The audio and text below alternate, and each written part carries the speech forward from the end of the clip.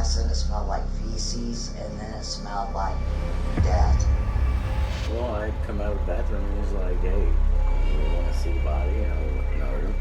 He was like, well, her jaw just eventually opened up, and I just took advantage of it. What's in the cooler? Well, that's for when the summer comes around. I'm going to have parties and stuff. Now remember, when we open this is something that we're never going to be able to unsee. Dude's a freaking blister. On May 22nd, 2019, police in Sturgis, Michigan got a strange 911 call. One that turned their seemingly average shift upside down. And do you know who the person is? That... Yeah, her name is Kelly Jean Warner. Kelly Jean Warner Miller, a 42-year-old woman, had been missing for a few weeks at this point, and this was the officers' only lead, and they had to pursue it. What could have been a simple missing persons case ended up being one of the darkest, most horrifying cases of all time. How you doing, man? This is 35-year-old Wade Allen. I remember you from the Speedway. 3537, What are you up to now? Oh, not much. At first, Wade is completely caught off guard. It's nearly midnight, and he's woken up by a loud knock on the door, several armed officers standing outside. We're looking for Kimberly. Kelly? Or Kelly. You know Kelly? Kimberly or Kelly? From the shelter, maybe? KJ? KJ? Yeah. Wade had only just settled into the apartment after a rough period of homelessness, and KJ was someone he knew from a shelter in Kalamazoo. Oh, I don't know. I haven't heard from that person in some months. She hasn't been around in a while. She doesn't live with you or do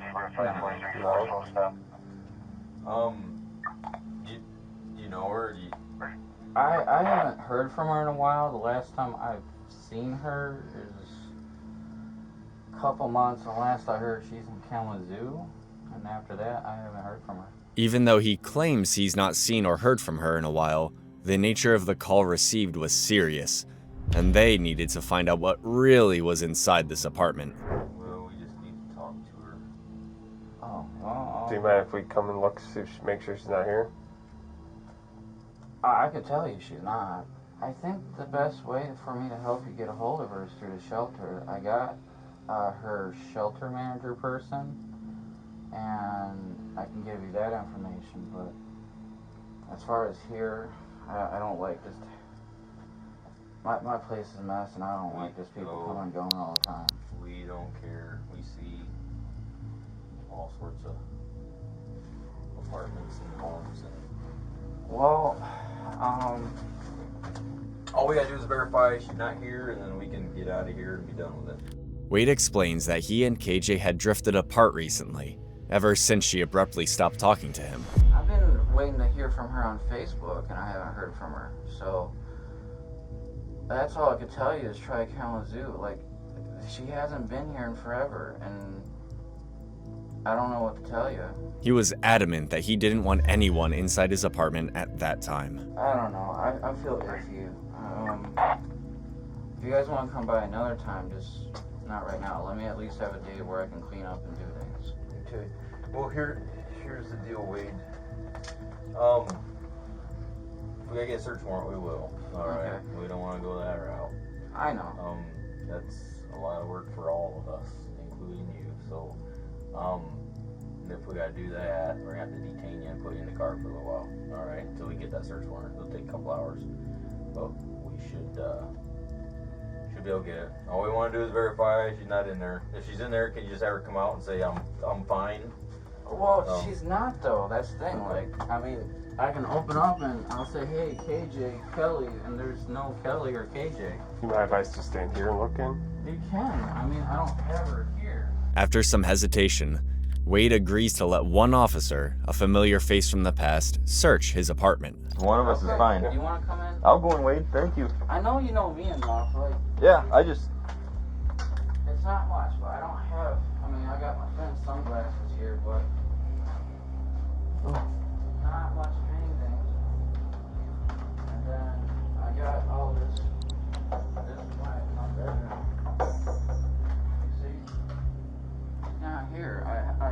suitcase from when she was here.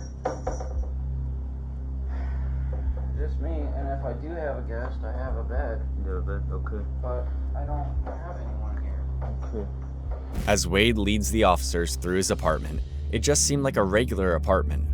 But just as the search is about to wrap up, something suddenly catches the officers' attention. What's in the cooler?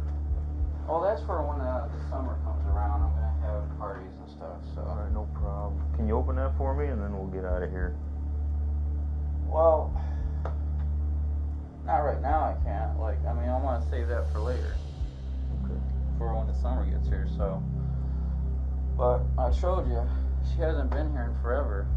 Okay. Well, you don't. Why don't you just open that cooler and we'll get out of here? I just want to make sure anywhere that she could be hiding. She's not gonna be hiding. Well, okay. I just need to know that. Okay. No, I mean I can help you out there, but I've shown you everything. Okay. All right. You won't. I haven't seen her, like I said, in Nope. forever. You don't have no closets or. No. I mean this is. He's making it seem like he just wants to get back to bed, but his uneasy demeanor is doing him no favors. The more he tries to rush the search, the more suspicious he appears. Wade faces a choice here. He can stand his ground and stick to his story, or he can show the police that they have the wrong idea about him. Let's turn around against the wall real slowly. Being detained, I'm Just want the opportunity to look the rest of the way through the apartment, okay? Well, I showed you everything. Here, let me. Do you want to show me?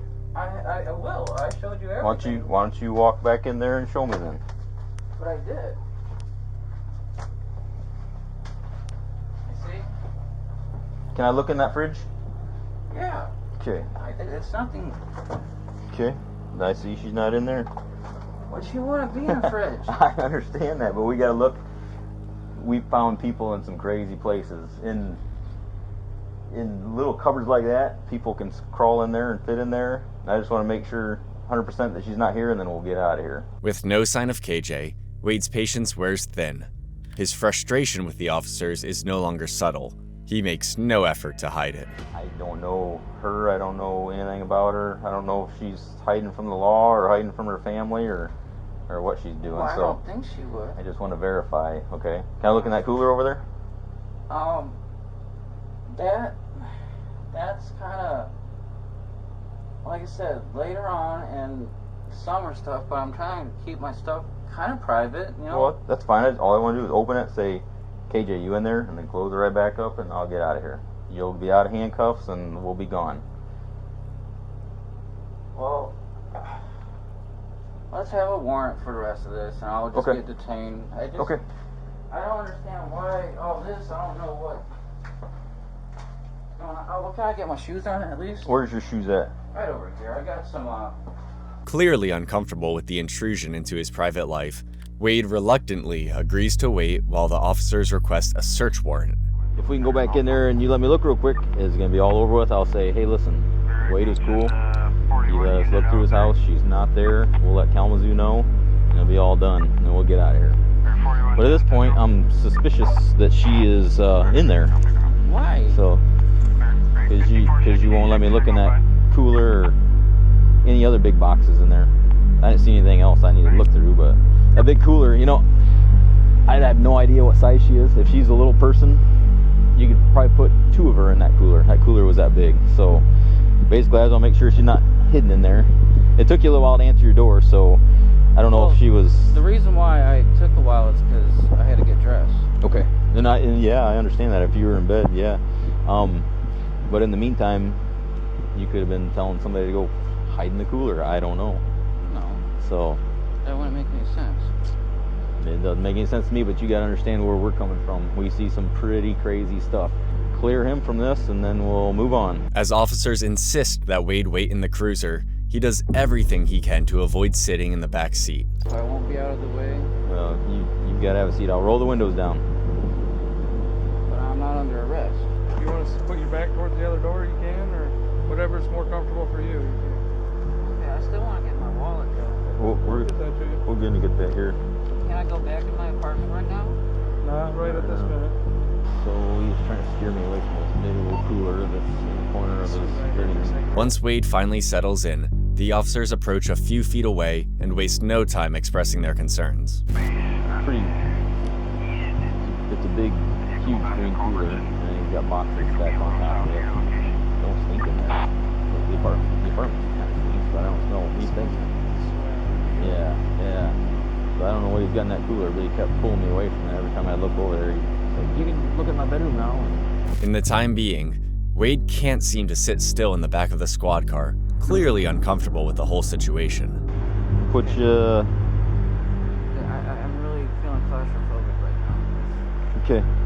Well, we could end this all. You could take me in there and let me look around more, or I've got to take you back and put you in a cell while I'm doing the search warrant. So it'll take a. I have to be in a cell just to. Yeah, I can't. We've got to have these two officers stay here. Anytime we get a search warrant, we got to stay on the premises. I appreciate that. It's going to save us all a lot of time and agony. And as Wade silently guides the officers back to his apartment, the air feels thick with tension, like something unspoken is lingering just beneath the surface. Okay, I'm gonna open the door for you. Yeah. You don't want us come or gone. Can I pop it open? Just take a peek. Well, yeah, if you want. Okay. Why don't you step back for a second? Okay. What's in there? Just stuff. Okay. All right, let's head out here. But my wallet's right there. Okay, I'll grab it. Head out here. Okay. But everything's good now. Yep, everything's good. I showed you everything. Yep. You're under arrest, okay? Under arrest. Yes, you are. All right. Gotta get the crime task force out here. Can I have a soda, please? Just keep walking. Please. So I can have something to drink. At this point, Wade knew he wasn't getting rid of the officers that night. Back in the cop car, he tried to say something to seem innocent. This situation happened and... Yeah. Yep, situations do happen, okay? So... And that's probably the best way for me to put it right now. Just a situation, yeah. Well, I understand that, so... The officers already have a sinking feeling that something terrible happened in that apartment. What they don't realize yet is just how much darker this case is about to become. As some officers begin searching the apartment, others take Wade to the station, preparing for a long night ahead. These keys I was gonna drop off, like I said, tomorrow. Are these, what are those for? For the bike. Did I get my wallet? I got your wallet. I got it out in the car. I'll bring it in here. Okay. Yep. I've had a lot of years of no ID, so I Okay. gotta have my Yeah, ID now. I've got that. Before long, the detectives arrive. Earlier, Wade made it seem like KJ was nothing more than a distant acquaintance. But it doesn't take long for that story to start shifting. And I think it goes back to like 2013 with her. Okay. And we started being friends, but we started probably dating sometime after that. So would it be fair to say that you've known Kelly Jean since 2013 and recently? Oh, I've known her before that. Okay. But that was just when she added me on Facebook. So Okay. that's the only... They needed him to elaborate on how they even got to this point. All right, Wade. So what I would like to know from you is, in your own words, what happened to Kelly Jean?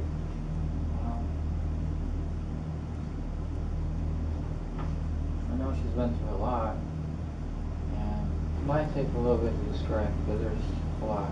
Please take your time. I have nowhere else to be. So I will bear with you. Officer Wire will bear with you. Absolutely. If you need a tissue, there's plenty of tissues there. Earlier, the search of Wade's apartment had already uncovered some deeply unsettling evidence. So there's a rope, there's a bungee cord. You got the trash bag, some type of ribbon. Girl shoes, those green ones. That's what it looks like.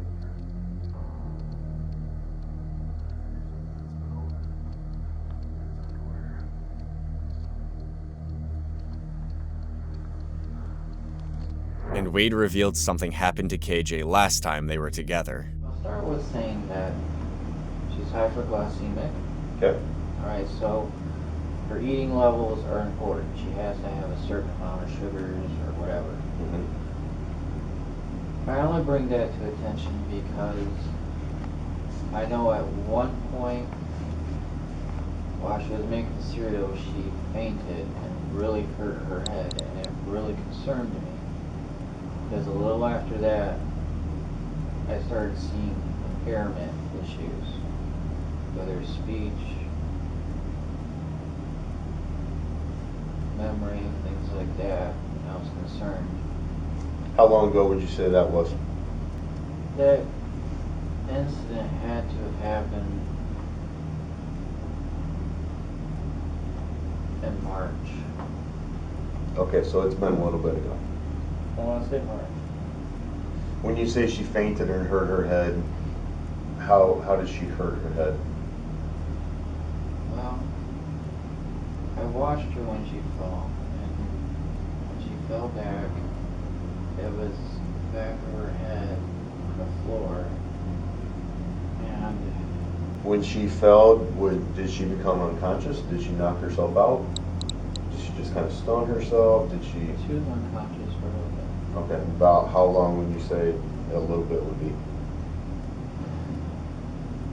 Well, I would say 5 to 10 minutes, and even though that might seem like a little bit to me, that's a long time for someone to be unconscious. Right. According to Wade, KJ's condition didn't improve in the days after her fall. And then I was trying to take care of her. I saw like a yellow thing forming in her eye at one point. Motor skills and memory were starting to not be at her best. Okay. But while Wade describes her decline in detail, his version of events is far from the whole truth. What really happened to KJ goes far beyond a simple fall, and it's far more disturbing.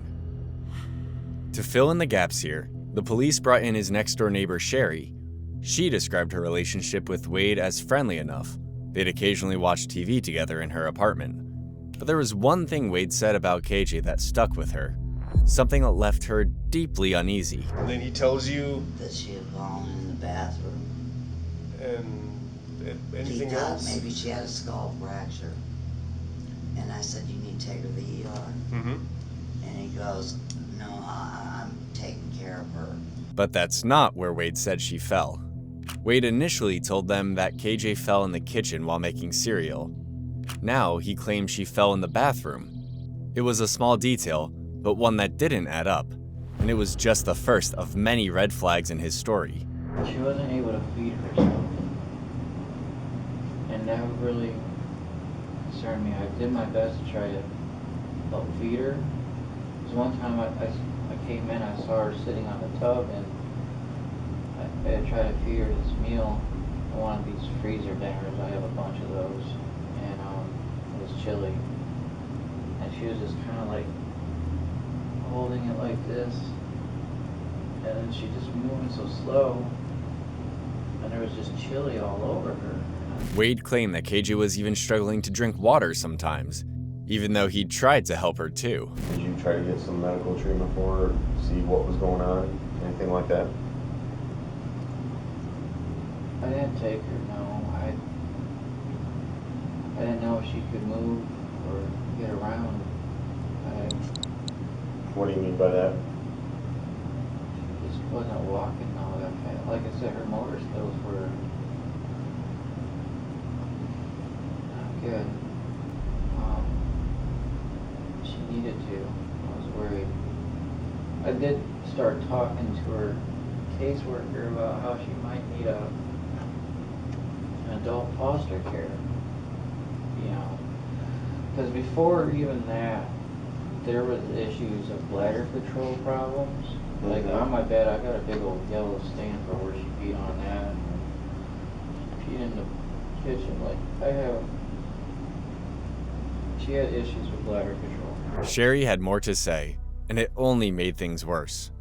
Over time, she had grown increasingly uneasy around Wade. Something around him never felt quite right.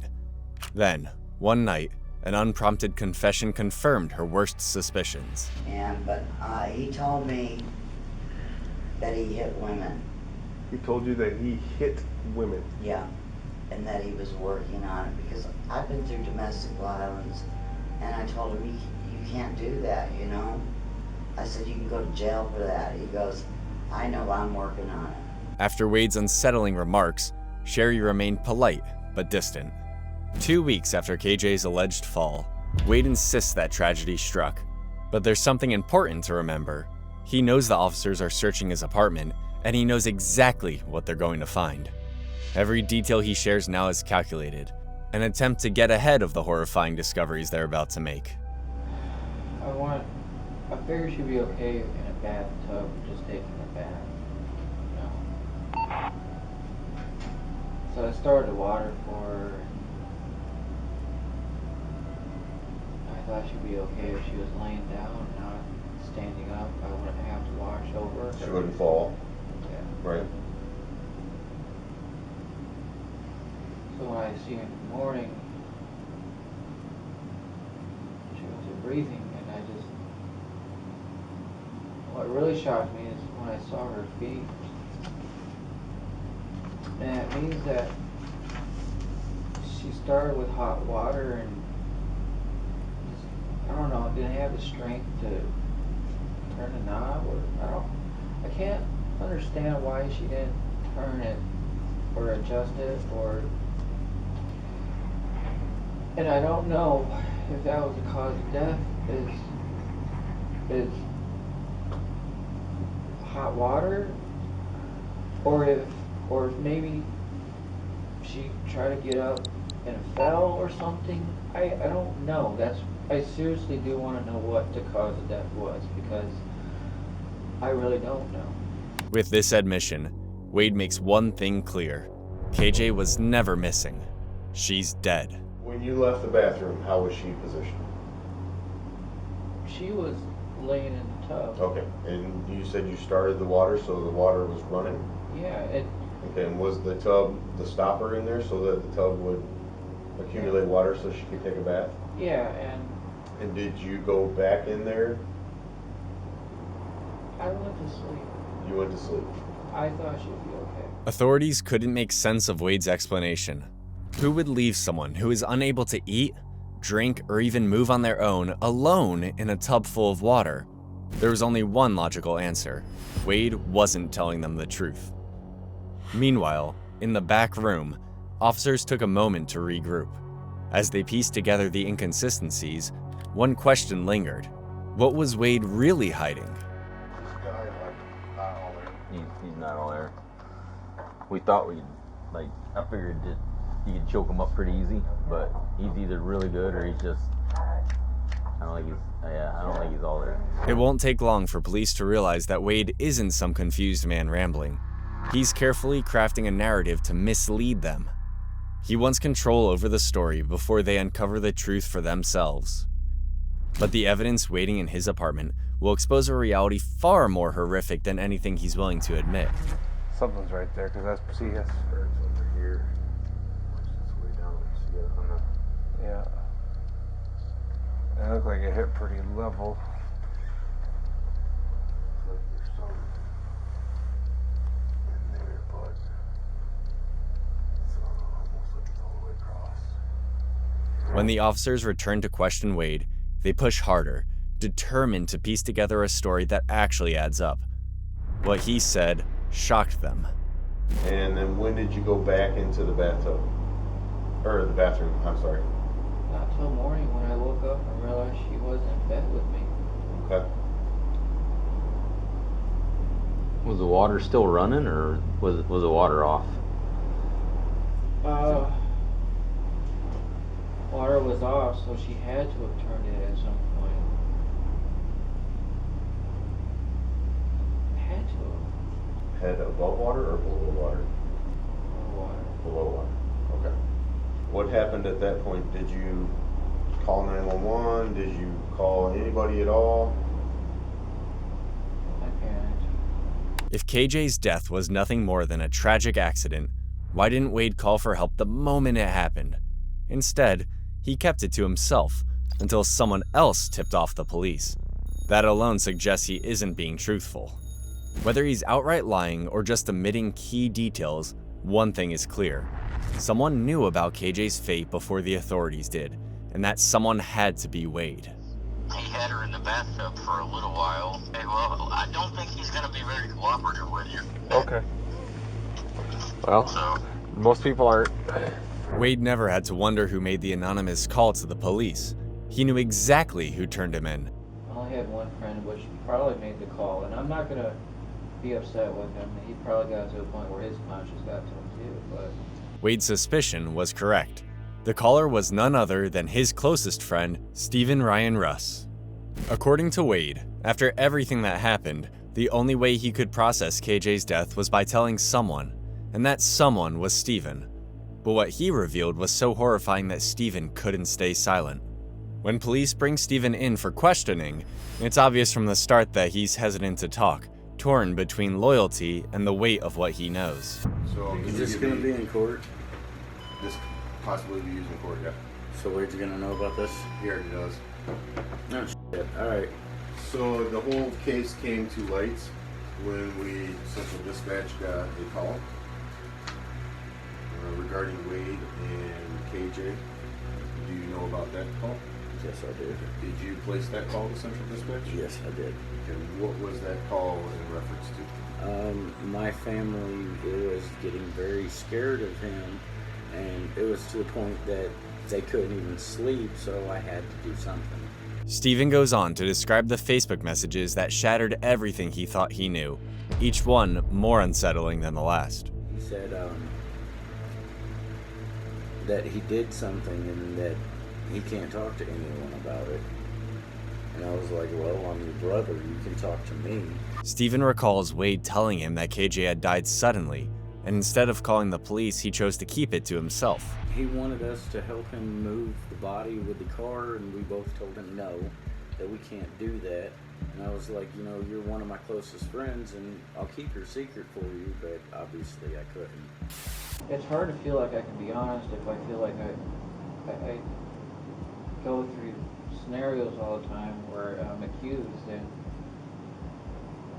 Well, I can tell you, we're not here making any accusations. We're just here to it's hard to trust. figure out what happened. I didn't do the right action. I probably should have reported. I should have done some things right, and I just felt like whatever I would have said would have just been taken the wrong way or said the wrong way. At this point, Wade knew he was running out of time. KJ's body was still in his apartment, and he needed to get rid of it. Desperate, he reached out to Stephen, who eventually agreed to come over. But once he stepped inside, the situation became even more disturbing. He asked me if I wanted to see the body, and I told him no. I really didn't want anything to do with it. I didn't even want to be in there, because it felt like there was an elephant sitting on my chest. When police asked why Wade hadn't removed KJ's body, Stephen's response barely scratched the surface of the real reason. My guess is because he didn't have the means of getting rid of it. I treated it like I was guilty of the situation anyway. I felt like no matter what I say or do, I was just going to be guilty. But I figured even no matter what, the best I would do is I wanted to give her a proper burial somewhere. Wade insisted he wanted to lay KJ to rest properly, but there was something unnerving about the way he framed it. His need to dictate what happened hinted at a deeper fixation, one that wouldn't be the last sign of his need for control. As unsettling as the situation already was, this was only the surface. He was still not telling the complete truth about what really happened. Wherever I'll put her, I would visit her. I wouldn't want her to have, like, nobody visit her, you know? Mm-hmm. I mean, I don't know what you guys would do with her now, but if I could know where she was buried, I would like to go. When officers pressed Wade about what he did after discovering KJ's body, he lays out a timeline that is nothing short of disturbing. But as unsettling as his account may be, it's only a fraction of the horror that will come to light once the full truth is uncovered. So let's get back to our sequence of how things kind of played out and what happened. So wake up in the morning, she's in the bathtub, she's not breathing. What transpired from there? Well, it's not pretty, I'll tell you that. Seeing things that I can't unsee, but... Okay, so it took me a while to get some coolers. In the process of that, I would run cold water on her until I got some coolers, because I was like, I mean, you have a lot of detective shows, right? Sure. You know, so They're they good. tell you if you keep the body cold or something, maybe it'll preserve it. I don't know. Mhm. Maybe I'm ignorant in what I'm thinking, but that's TV, right? Mm-hmm. I've seen the whole decompensation process, and because I would come in and check on her, and I know she's passed, but I still talk to her. Okay. Which probably makes me crazy. Yeah, I absolutely. definitely don't think that it's something that makes you crazy. I mean, it's no different than someone who goes to a gravesite and talks to one of their loved ones who's passed. First couple days, she's movable, right? But Right. then after that, you see like the blood kind of settle where she was laying at. Mm-hmm. And then a little after that, that's when I start seeing like black around her fingertips and her groin and waistline. And by then she was pretty stiff for a good while. Because when she was laying in the tub, she kind of laid like against the wall, I think, or something. But even after a while, the stiffness faded away, and then she just kind of, laid on her shoulder. Wade was running out of options, with KJ's body decomposing in his bathtub and Steven refusing to help him get rid of it. It was only a matter of time before someone found out. Desperate to cover his tracks, he came up with a plan. About 6 days after KJ's death, he scraped together enough money to buy a large cooler, air freshener, and 30-gallon trash bags. So what happened at that point? You said that you bought one and then realized you needed a second. What do you mean by that? Well, I wanted to put her all in one so she could be whole, Mm-hmm. but I couldn't really move her in any kind of way to keep her whole. Nothing I could do could keep her remain whole. That's where it really got gross.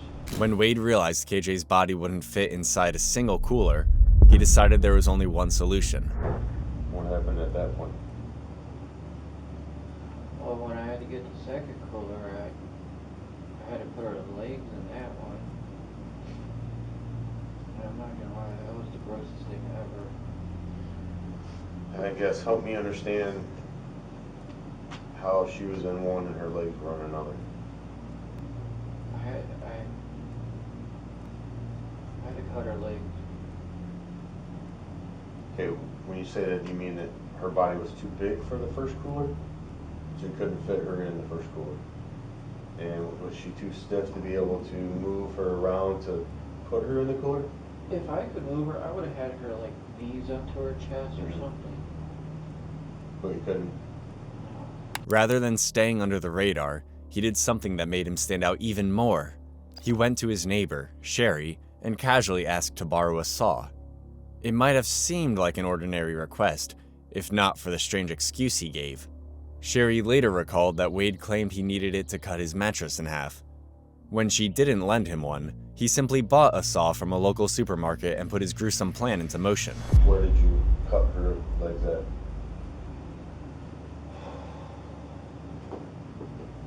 This is the most disgusting thing ever. Hopefully you never have to see something like this in your life. Ever.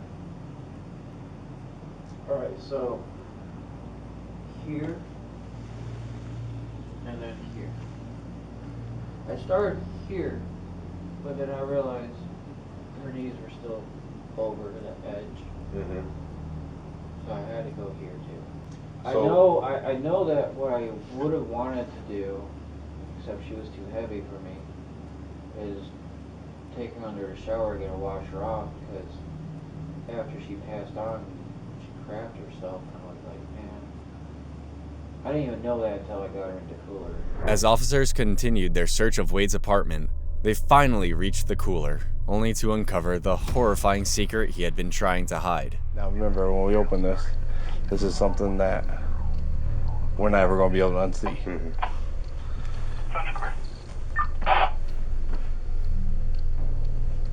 Oh yeah. Head, her arms, her breasts. She's been gone for a while. Yep. See her legs are detached. It's above the knee. Yep. Bugs have made their way in. Yep. There's a large amount of feet flies. Definitely a female. Appears to be Caucasian. Naked, no clothes. Oh, yeah.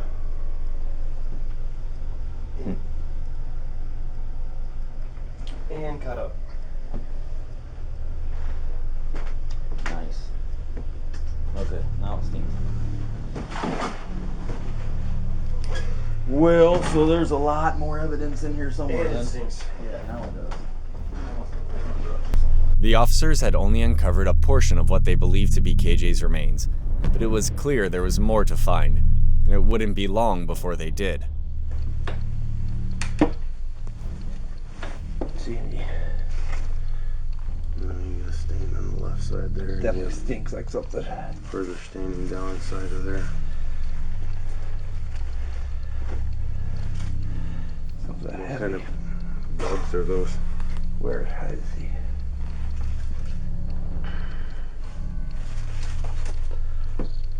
I don't know. We have to cut that open. It's all tied. Yep. That is tied in a knot up here.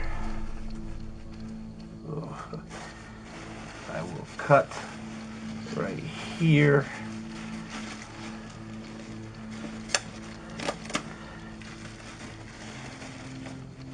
Yep, those are her legs.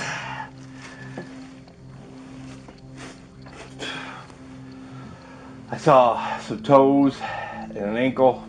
Were you able to open that up? Yeah, there's two of them in there. Inside Wade's apartment, authorities gathered crucial evidence, clear safety footage of the body, rubber gloves, and an assortment of smaller items, including bungee cords, a black belt, and a white ribbon. At first glance, the ribbon seemed insignificant compared to the horrors they had already uncovered, but as the investigation progressed, it would prove to be a key piece of evidence, revealing a far more disturbing truth about what really happened to KJ. He began covering his tracks, and one of the most important things he needed to do was get rid of the saw. To do that, he had the idea of trading it with someone from his old homeless shelter, Bill, his DVD player for the saw. Was there a reason that you got rid of it, or just had it and you didn't really need it, or, I mean, how did that whole thing play out with Bill? He needed it, and I needed a DVD player.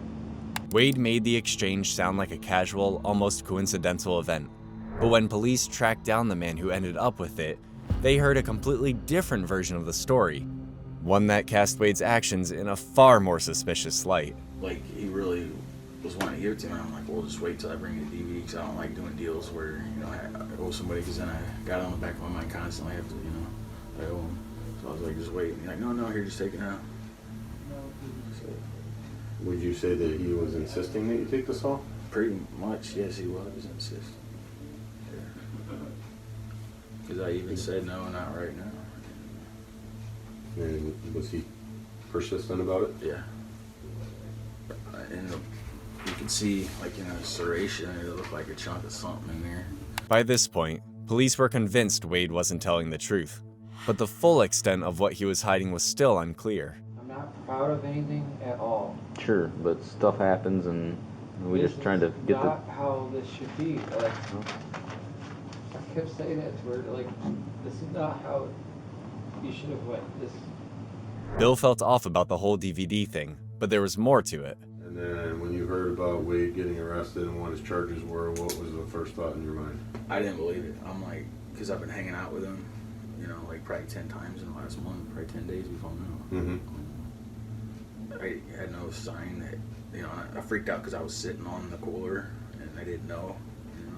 And the first time I ever went over there, I smelled like, now I know what a dead body smells like, but that smell was there. His neighbor, Sherry, may have had some idea.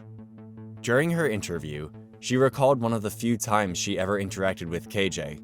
One afternoon, she stopped by Wade's apartment to ask for coffee, only to be surprised when KJ answered the door instead. At the time, Sherry didn't think much of it, but looking back, something was deeply wrong. KJ wasn't wearing a single piece of clothing. KJ simply said she'd send Wade over with the coffee, and when he finally agreed, his mood has shifted. He wasn't just irritated, he was angry. According to Sherry, Wade admitted he forced KJ to stay naked inside the apartment, and by answering the door that day, she had broken his rules. Yeah, he goes, she shouldn't have opened the door like that. I said, I didn't see anything. Mm-hmm. And he goes, I'm gonna have to get the belt out. Sitting in the interrogation room, Wade doesn't argue against his neighbor's claims. Instead of denying them, he builds on them, adding details that only make the situation more unsettling. You never gone to jail for fighting somebody or pushing somebody or any kind of domestic violence or anything crazy like that? The domestic things in the past have been dismissed in court. A clear strategy is taking shape. I told him, you can't do that. And I said, if I hear any domestic violence going on, I will call the cops. Sherry never contacted the police, but in time, Wade himself admits to officers that he was responsible for harming KJ. Alright, I kicked her in the butt because I was ashamed of her cheating on me and such. I shouldn't have, but I did. And then, come to find out in court, she tried to blame these bruises of her ankles on me. I said, I have nothing to do with her ankles. That's false evidence.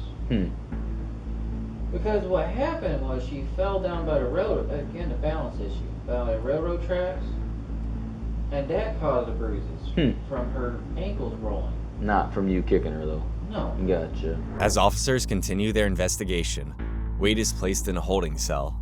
Without hesitation, and as if discussing something trivial, he casually confirms his neighbor's accusations. Earlier, when he was first brought in, he had already reflected on his decision to conceal KJ's death. But the most unsettling part? Even with full knowledge of what police were uncovering back at his apartment, and the horrors tied to his actions, he still had no trouble sitting back and eating the cookies they offered him. Yeah, those are my favorite right there. I looked at the belt shape. I think it's supposed to be like a police badge. like a city police. There's different badges. Yeah. But I think that's what it's supposed to be. With a little bit of blue for police officer week, I guess. So, yeah, they did good. It's good stuff. His lack of emotion was just another hint at the horrors still lurking beneath the surface. But even with all the red flags, nothing could truly prepare anyone for the sickening truth that was about to come to light. The day I found her like that, if I had called it in, what would be would there be a different outcome? Would it be anything different? Yeah, I don't. It just depends on when it was and all that. We'll discuss that with you. Hello. I'm Detective Males. I work here at the Sturgis Police Department with Officer Wired. At this point, authorities have uncovered more than they're revealing, and with a single question, Wade's carefully constructed web of lies is clearly about to come crashing down. When was the last time you used a belt on her? Probably a day or two before. But Before she died? yeah, but that couldn't cause death. I wouldn't think it would. So yeah. Why did you use a belt on her? Because I don't want to use hands. Okay. What did she do to deserve the belt? Oh, it's her coming back type thing. Okay. So it was punishment to her. But that's my point. I started using the belt because I didn't want to use hands anymore. Okay.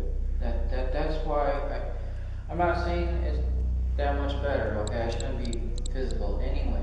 We're not gonna find any belt marks around her neck, are we? That's just a question I got asked, as she's been asphyxiated by a belt.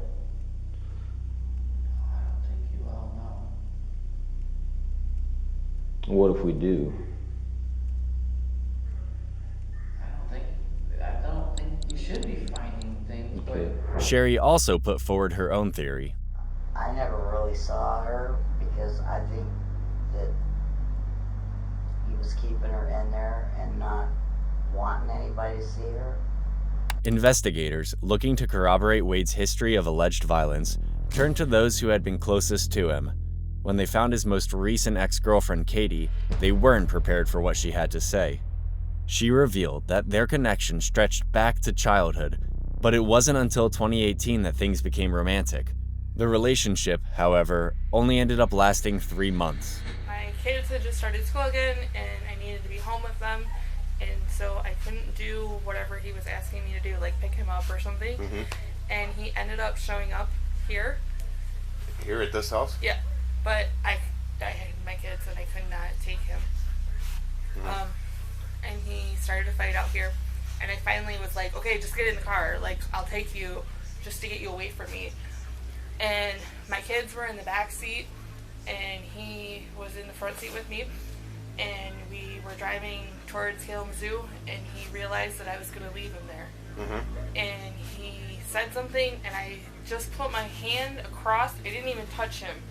I just was like, stop, like just stop, my kids are right there, like you're freaking out. And he told me that he would break my arm if I ever did that again. Mm. And I didn't even touch him.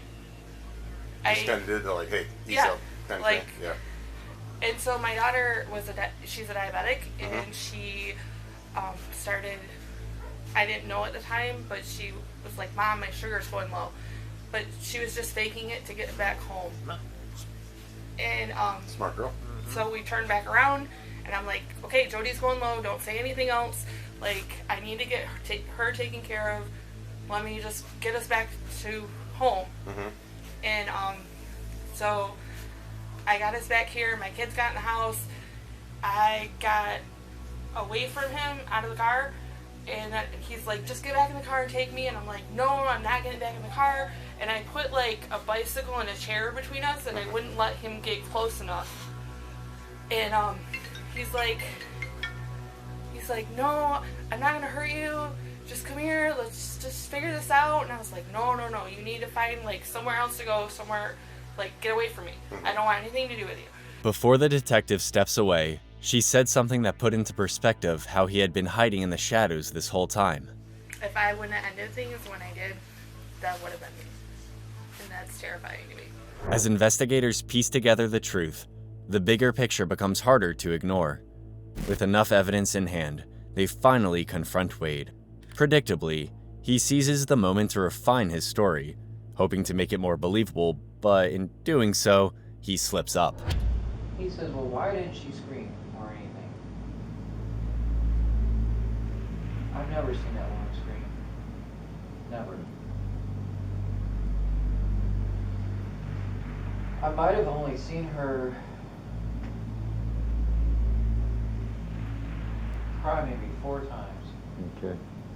What caused her to cry? 2 times was pain related. Like where she got hurt, she cried. How'd she get hurt? Was it, did she cut herself bad, or was it a broken bone, or? Just, I don't know if I don't even want to really talk about that. I just know that that's the only time I've ever seen her cry. Okay. It's twice out of pain, Okay. and twice when I left her alone. You don't want to talk about it? 'Cause did you cause the pain to her? And you can be honest with me, Wade. It's all about getting everything off your chest. When I left her alone, I know when she cried being alone, I caused that emotional pain. Physical pain, I don't think me causing her physical pain caused her to cry. I think it's just, I really it's important to get it off your chest. I don't want. I don't like the fact that I cause her pain. Talking about causing pain to people is just not something I get a thrill out of. It's not.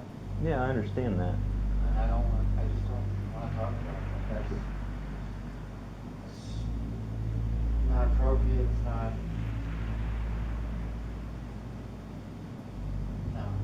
Even though Wade claims he doesn't want to talk about it, he would later bring up this very topic himself, providing the key that law enforcement needed to unravel his entire story. As the officer prepares to leave, he picks up Wade's growing desperation and decides to push just a little further. When we do the autopsy, what marks are we going to find that was from scuffles between the two of you? Like her lips might be messed up, or... Why would her lips be messed up? And you can speak to me, man. It's just between me and you. Physical stuff, but it was not something that would cause her to go through it. Like, that night was a peaceful night, okay? I want that very clear. Well, we're getting somewhere now. Now I'm starting to see a little bit. I'm just saying, that night was a peaceful night. Before ending the conversation, the officer offers Wade one final opportunity to tell the truth. I got 30 seconds before I gotta walk out of here, okay? Okay. So you look me straight in the eye and tell me that you're not the cause of her death. No, I'm not. Police knew Wade was holding back, but they had no way of anticipating just how horrific the truth would be. The details were beyond anything they could have imagined, and soon, KJ's autopsy would confirm their worst fears. Not long after Wade was booked, disturbing new information came to light. Several of his cellmates independently approached authorities, each desperately wanting to talk. According to them, Wade hadn't just confessed, he had shown off, relaying every grotesque detail with a sense of pride. What they described was more horrifying than anyone had expected. Dude, this guy is... Well, let me just put it to you like this. He's a serial killer. Okay. Okay. He told us that he physically had this girl down on the bed with a white ribbon around her neck, watching the clock for 5 minutes until she was dead. And he brought her back to life. And when he did, the torture that he put her through. The revelations were only getting worse. While Wade's alleged jailhouse confessions differed in some details, multiple cellmates shared the same account of certain horrifying events, details so gruesome they couldn't be ignored. He told her, he says, "You're gonna die by someone that loves you and not somebody that hates you." Investigators uncovered an unsettling detail. KJ's final Facebook message had been sent to Wade on March 18th, the very day she vanished from all online activity. The message read, "I love you. You are mine, and I am yours forevermore. I know that you can't reply, but I wanted to tell you this every day." It was a sign of what was to come. This wasn't just a goodbye. It was the first clue in a far more disturbing story. And then you said he brought her back? What do you mean by that? What did he He mean? gave her CPR. He was giving her CPR and brought her back. As police spoke with one cellmate after another, the story they pieced together only grew darker. What began as a tragic case quickly spiraled into something far more sinister. The men who had shared a cell with Wade didn't just describe a crime, they painted a picture of a man consumed by jealousy and control long before KJ's death. According to them, Wade's disturbing behavior had been escalating for some time. One inmate recalled that KJ's life took a drastic turn after she confided in a mutual friend about her struggles with Wade. That moment, they believed, set everything in motion. His friend had a conversation with him and said that Kelly had told his girlfriend that Wade was being too rough with her as far as sexuality went. Mm-hmm. Wade said that from that point on, he was furious because his sexual matters weren't to be discussed with his friends, they were personal. So he said he never let her go to whoever's house that was again, that from that day on when he went to work, he started tying her up and placing her in the closet. As if keeping KJ bound in a dark closet for hours wasn't horrifying enough, one inmate shared something even more disturbing. An act so vile it was almost beyond comprehension. And he gagged her with a screwdriver and a horse rag, and he would put a horse rag around into the screwdriver and made it like a horse bit. That's why he wouldn't have to take the bit out of her mouth, because he could wet the horse rag and give her water, so he'd keep her tied up longer without having to untie her. Wade's cellmates claimed that KJ didn't submit easily. At first, she resisted his abuse. But when she threatened to go to the police, everything escalated. Determined to keep her quiet, Wade tightened his grip, ensuring she wouldn't get the chance to break free. From that point on, there became an incident where at one point he ended up backhanding her, and after him backhanding her, she told him supposedly that he was going to go to jail for that, and then Wade started tying her up and keeping her to where she couldn't go anywhere. In the end, it became clear. Sherry had been right all along. Because I think that he was keeping her in there and not wanting anybody to see her. Wade's cellmates described a version of events so horrific, so beyond comprehension, that it left them unable to sleep. The details haunted them, and after hearing Wade's latest account, they began taking shifts, making sure someone was always awake to watch him. According to them, Wade had strangled KJ to the point of near death, leaving her in a state where she could no longer move, speak, or even control her own body. But the most horrifying part? She didn't die right away. For nearly 2 weeks, she remained trapped in this helpless condition, suffering until the very end. He said he didn't know if it killed her, but he had to smack her to get her to come back, and I guess she never actually came back. She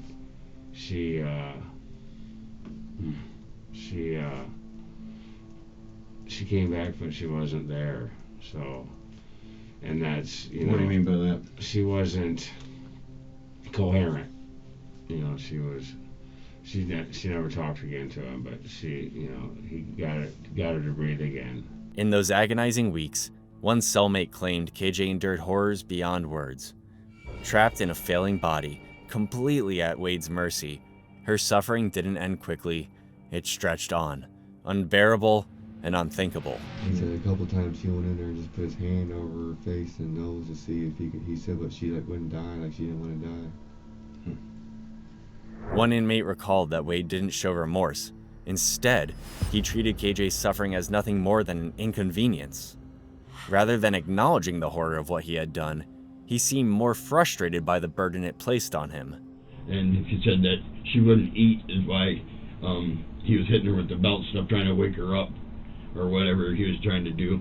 He said that he was hitting her and trying to get her to get up, but she wouldn't wake up or whatever. Piece by piece, police were uncovering the grim truth about KJ's final days.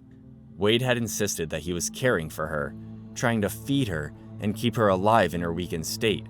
But that was a lie. The reality was far more disturbing. He wasn't helping her. Not only did he cause her condition in the first place, he was torturing her.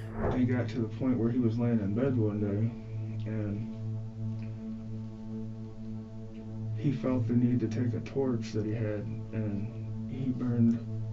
he said he burned her tongue, her clit, and her nipples so that she would never feel sexual arousal from another male again. She'd never cheat on him as she had done in the past. His friends or whoever would come hang out and smoke weed with him or whatever would be sitting in there, sitting on this cooler, completely unaware that inside of it is something gruesome. I mean, Right. Dismembered body. And he's just sitting across the other side of the room, like. How's Wade's demeanor when he's telling you all this kind of stuff? Like, how is he acting? It's out there, man. He's just laughing about it, and he can talk about it like it's nothing to it. I mean, he jokes about it. Since she was not bothered by it no more. He had to take it a step further to show her that when she was in the wrong, she was in the wrong. According to the informants, this was the moment Wade took his cruelty even further, inflicting injuries so severe that KJ was left completely incapacitated, setting the stage for her slow and agonizing death.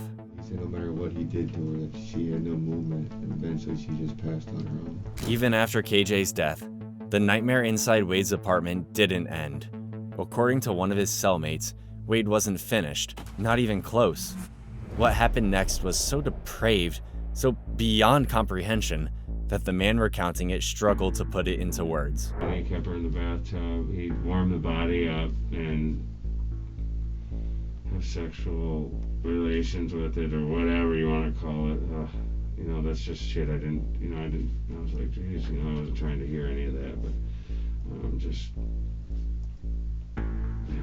he's a monster. Can we back up to that part? What do you mean he warmed the body up ahead? In the tub, he would run warm water on it and then cool it down with cold water after he did whatever he did with it. Another informant revealed that Wade didn't keep his depravity to himself. He spoke about it openly, sharing gruesome details without hesitation, as if his actions were nothing more than a story to tell. He was like, it was kind of rough at first. He was like, but her jaw just eventually opened up, and I just took advantage of it before I had to chop her up. I was like, whoa. As this horrific reality unfolded, Wade's neighbor, Sherry, began to sense that something was very wrong. A foul stench started creeping into her apartment, growing stronger by the day, an odor so putrid that it was impossible to ignore. I started smelling something that smelled like gas. Mm-hmm. But then, over the last 2 weeks, So you smelled... it smelled like death after like a something while. had died. Yeah. And I thought it was just like maybe that place. It became clear that KJ's body hadn't been kept in the coolers for 5 weeks by chance. It was intentional.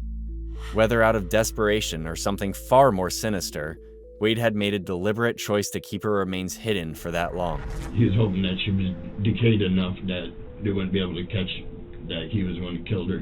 He was hoping to get sent to just a home. He was hoping that sitting in the totes for however long he kept her in there, that she would decompose enough that it wouldn't show the signs of the welts on her back and the bruising from him hitting her. Wade told you that? Yeah.